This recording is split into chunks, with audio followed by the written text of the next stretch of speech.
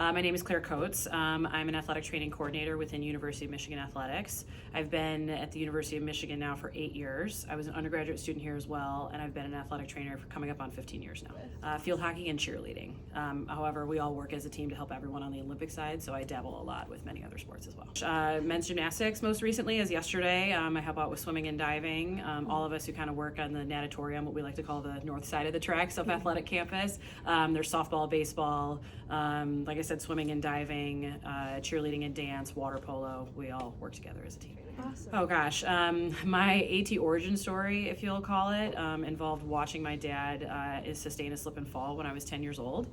He shattered his kneecap into 15 pieces and the shards of bone ripped through his ACL.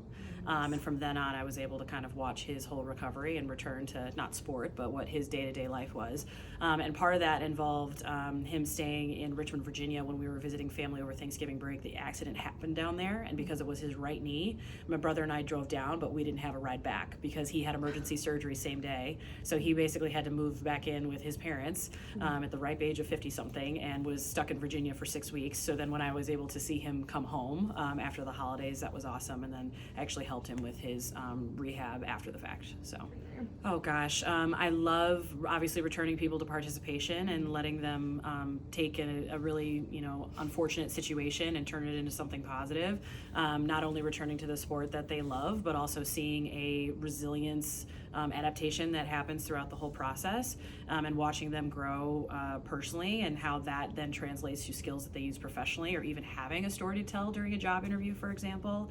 That, in addition to just watching people come in the door as lost freshmen on University of Michigan's campus, that can be large and overwhelming for anybody. And then at the end of it, they're very strong, smart, problem-solving young people who are ready to go out into the world and solve the next problem that faces them.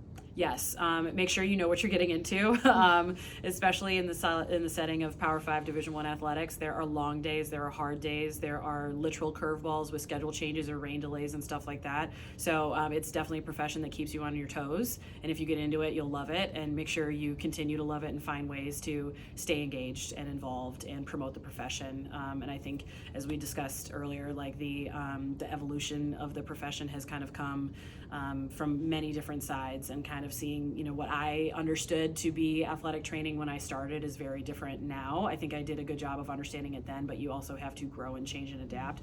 Part of that is medicine, right? We don't expect to know everything about medicine from the very beginning. You have to learn and adapt with it, and the same thing goes with the profession of athletic training. Sure, well, I always joke with everyone they keep me young because I live vicariously through them.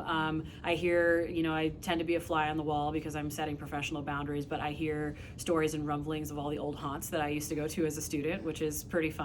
But I also can gently remind them in the most firm, motherly way possible to make sure they have my phone number in their pocket and they can call me if something were to happen. So that, in addition to just seeing where their minds wander in terms of curiosity and problems to solve, or things that they want to investigate, or I was speaking with a student athlete this morning who wants to start her own business and those reasons why. Sometimes, giving them the opportunity to just sit still on a table and talk through those things and put their phone away lets their imagination run wild. And so that's one of the biggest benefits that I get to reap from working with them every day. Oh my gosh, yeah, I love it. It's great. We get to take the time to kind of appreciate what we do, but not only that, but our contributions to the health and wellness community, and then also recognizing that not every athletic trainer works in the sport realm, right? There's industrial, there's occupational health, there's armed forces. We have an opportunity to contribute to people who are doing repetitive motions with airlines, for example, or working on the belt. My husband works in shipping, and he has to help people navigate injury that they sustained, from sitting in a vehicle for a long time versus lifting heavy packages off the belt that come in all the time. So health and wellness, I've said before, everybody has a body, right? So health and wellness doesn't necessarily rely on understanding, or people who understand the realm of sport and how to get people back. It's about all of us kind of contributing to making sure through whatever walk of life that we contribute to, we can help one another. And I think that's the best part of athletic training, and giving a nod to that during Athletic Training Month is really important. And also taking the time to celebrate not only the growth, but still how much further we have to go and how we go about getting there.